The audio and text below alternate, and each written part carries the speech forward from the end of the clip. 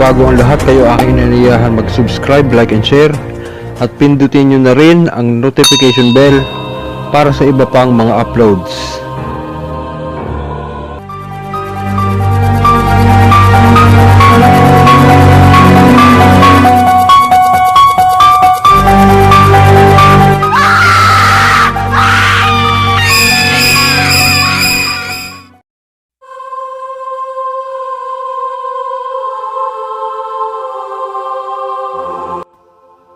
So ayun, magandang gabi pong muli sa lahat, saan man po kayo naroon, saan mang sulok ng mundo, lalong lalo na po sa mga OFW. Magandang gabi, magandang umaga sa mga nasa part ng Canada, USA, mga baliktad ng oras, and then magandang hapon, magandang tanghali sa inyong lahat. Kumusta po kayo at ang inyong mga pamilya? Nawa po ay makarating sa inyo ang video na ito na nasa maganda tayo pong kalusugan at malayo sa mga sakit, sa karamdaman, sa mga kapahamakan. So nawa po ay ang ating araw ay masagana. So ayun, so syempre ang ating pong nakaugalian, tayo po muna ay magsha-shoutout. Ano po, at maganda po itong ating magiging topic ngayon. So ayun, shoutout po kay Mangyan TV, shoutout kay Genevieve Buenvenida, shoutout kay Juyeng Badikwe, shoutout kay Lord Tubi, shoutout po kay Alvin Bautista, shoutout kay Leon Kilat, shoutout kay Dato Patriarca, shoutout bro. Bong Villanueva, shoutout. Leo Dapat, shoutout. Apo Jimmy, shoutout. Bro, talagang tumataas sa yung antas. Marami ka na napapagaling. Mabuti po yan. Edel Caceres, shoutout po. And Patrick Mendez, shoutout. And Carlito Arguta, shoutout po sa inyong lahat. At mai-shoutout ko na rin po si Sis Des Loraba. Sige po, tayo po yung magtuloy sa ating topic na ito po ay maselang ano ba to? Maselang bahagi ng gamutan. Ano po? Ito po itungkol sa kulam na pinalalaki ang tiyan. Ito pong proseso na ito ay natutunan ko po habang nasa loob ako ng Team Jado. So, siyempre si Master Jado po ang naging mentor ko diyan. So, yung proseso po niya ang gagamitin natin. So, hindi ko po alam kung paano po sa ibang manggagamot kung ano yung mga proseso nila. Pero ang ibabahagi ko po dito ay ang proseso na natutunan ko. Ano po? Siguro po meron pang ibang paraan ng paggagamot, lalo sa mga pinalalaki ang tiyan ng dahil sa kulam. Ang proseso po na natutunan ko sa Team Jado ay yung pagsusuob at saka yung pagtatapal. Tinatapalan po ng salon pass or yung dito yung medical tape na may mga nakasulat na orasyon. So ayun po, at saka yung pagsusuob po ay siyempre pagsusuob na may mainit na pinakulong tubig. So ang katanungan po dyan, paano nagagawa ng mga mangkukulam o ng mga mangbabarang na palakihan ang tiyan ng isang kanilang biktima? Ganito po yan. Base po sa mga naging experience ko na rin. Kasi may mga nagamot na rin po ako na pinalaki ang tiyan. Marami pong klase yan. At ilan po dyan yung pinalaki ang tiyan sa pamamagitan ng tubig. Tubig po ang laman ng tiyan.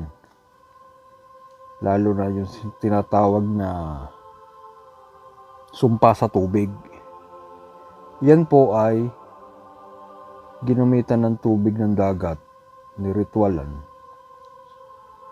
So kapag high tide, lumalaki yung tiyan.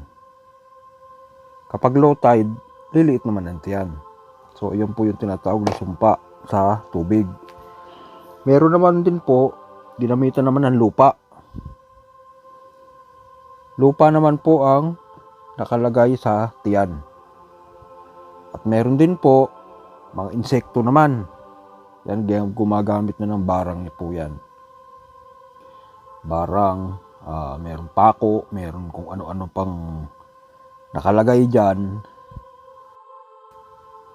O kung ano mang bagay ang gustong ilagay ng isang mangkukulam o mambabarang sa loob ng tiyan ng kanyang biktima. So kami po sa Team Jado, ang ginagamit po namin diyan yung pagsusuob na tinatawag. Yung kung alam nyo po yung magsasalubong ang tubig tabang at tubig dagat, yun mismong pinagsalubungan niya. Kukuha po doon ng isang timbang tubig, yun po ipapakuluin o isang kaldero, basta malaki, kailangan malaki. Yun po ay sasamahan ng mga ano ba to, dahon na to? Atis, dahon ng atis, dahon ng tanglad, dahon ng kalamyas, dahon ng bayabas, dahon ng imitinik, suha, yan. Yan po ilalagyan ng mga yan, dahon na yan. Yan po mga yan ay pangontra sa mga mangkukulam. Pangtanggal po ng bisa ng kulam ang mga yan. At so yan po ay ipangsusuob. Alam niyo naman po siguro yung proseso ng pagsusuob, babalutin ng kumot yung pasyente, tapos yung pong kaserola o kung saan man hindi bubuksan habang kumukulo po yun, hindi yung bubuksan. Yung po ilalagay sa ilalim ng upuan kung saan nakaupo yung pasyente, tapos nakabalot ng kumot mula ulo hanggang leeg or hanggang ulo. Yun po ay pasisingawin yung parang i-steam siya. Yung kumukulong tubig na dagat, susuubin po yung hanggang sa pagpawisan po siya. Ganyan po yan, kahit mga 15 minutes. Tapos lahat po ng suot niya, sa oras na yon, sa oras sa pagsusuob na yon, lahat po yung susunugin. Ganun po yon. At may mga proseso pa rin po dyan na ginagawa. So, marami po yan. Mahaba pong proseso talaga ang pagsusuob. At panggagamot ng mga ganyang pinalalaking tiyan. Yan po ay gagawin matapos yung gamutan. Halimbawa, hinuli, pinasampa. Ayun. Ibig sabihin, wala na yung pumipinsala. So ngayon, naiwan yung ginawa. So yan po ang prosesong gagawin. Ulitin ko po, yan ay base sa natutunan ko po. Hindi ko po alam ang proseso ng ibang manggagamot. So ayun. And then pagkatapos po na magsuob, yun po ipapaliguan.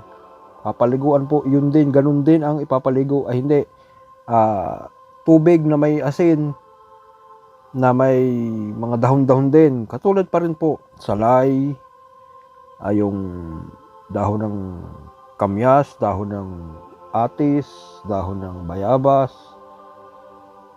Yan yung mga dahon po na isinasama, makakatulong po yung mga yan sa pagtatanggal ng bisa ng gawa doon sa pasyente.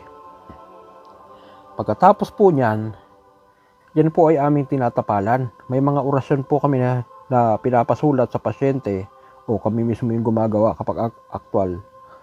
Sinusulot po namin yan sa isang maliit na ano tawag dyan, salon pass, o kaya sa excuse me po, sa medical tape. Medical tape po kasi makapit yon, yung malapad. So isusulat po namin yon, kukonsagrahin, bubuhayin, at saka itatapal. Ano po? So bibigyan ko po kayo ng ilan sa mga panapal para sa mga lumalaki ang tiyan. So ito po ang ilan sa mga maibabahagi ko sa inyo na panapal. Ano po?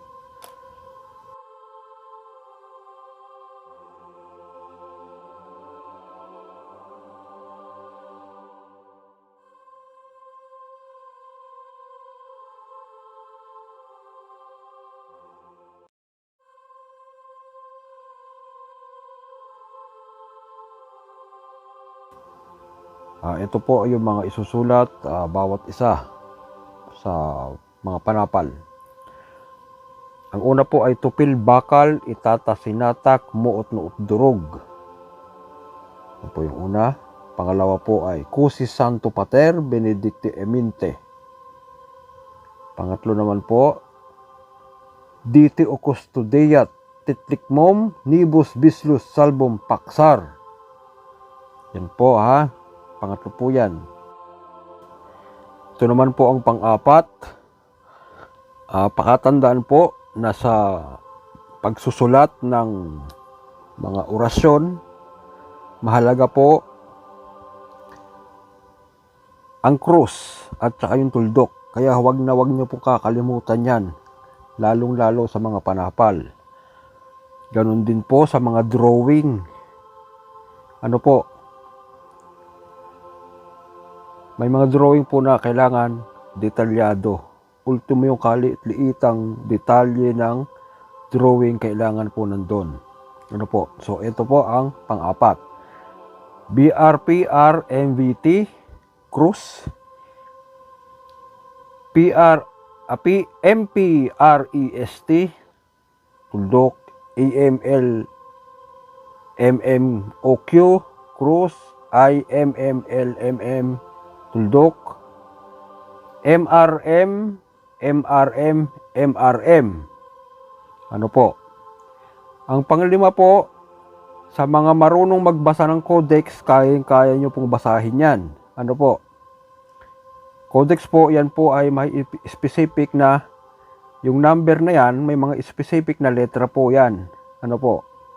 So, ang panglima po, 929R1GR1661-947, 2XP3C318, P18-4R, 74637, 62613, G81C. Yan po sa mga hindi po nakakaalam, ang tawag po dyan ay codex. Dyan po sa panglima na yan, codex. May mga specific na letra po ang bawat number na yan. At sa mga nakakaalam naman po magbasa ng codex, ay kayang-kaya nyo na pong basahin yan. Ano po? Ito pa po ang isa. 75R1H16 D23 FR5C 5L938 8392 39 74B38 D1 R16 852 92R 938 at 30 krus. Ulitin ko po, mahalaga po ang krus ha. At yan po ay hindi huweteng. Naku po, Diyos ko kayo. Yan po ang ibig sabihin po niyan, pwede nyo pagsamahin para hindi mabasa, lalo sa mga hindi nakakaalam, yung mga pasyente. Para hindi nila mabasa yung orasyon, gawin yung codex ang isang salita. Ganyan po ang technique niyan. Meron pa po mga style yan na yung guguri-gurihin mo. Marami pong klase ng pagtatago ng orasyon. Itatago mo para hindi mabasa. Ano po? So ito naman po ang pampito. Salvamos cruz Deus emat Christi salvam ium cruz enim. Yan po ang 7 na maaari nating itapal sa ating mga pasyente na pinalalakihan tiyan. Napakarami pa po niyan. Po ano po, isang aklat pa lang po binuklat ko diyan. Marami pa po yan. Sa ibang mga testamento meron pa niyan mga ganyan.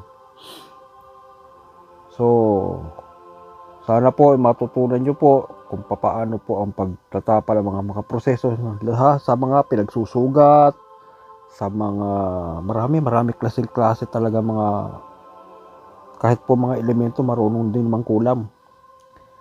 So dapat po matutunan po ng isang manggagamot yan. Siyempre kailangan pa rin po na magpalakas tayo kasi hindi lang po manggagamot ang malalakas, pati po yung mga masasamang kapangyarihan na yan nagpapalakas po din po sila. So kung may akala natin magaling na tayo ngayon, malakas na tayo ngayon, hindi, meron tayong kasabihan na ang bawat kaldero ay may takip. So may katapat tayo, hindi pa natin na-encounter, sana naman, pero hindi natin maiiwasan yan. Kaya tuloy-tuloy po lang po sa pagpapalakas at meron pong mas malakas pa sa atin. Ano po? Kaya ugaliin nyo po magbasa ng mga aklat, lalong-lalo na po yung mga talaga nakalihim. So isa po sa maire-recommenda ko sa iyo ay si Bro Alvin Silbo sa Bautista. Nagbabahagi po yan ng mga aklat. Mag-chat na lang po kayo sa kanyang FB page. Ito po yung kanyang FB. So yan po ang FB ni Alvin Bautista. At kung may mga kakilala naman po kayo na iba pang talagang mga mapagkukunan ng mga napakalihim pa, mas maganda po. Ano po? So siguro po hanggang dito na lang muna. Sa susunod po magbahagi na naman tayo ng iba pang mga aral.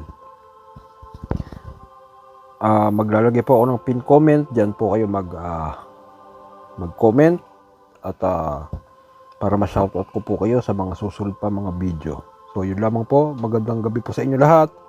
God bless and ingat po kayo.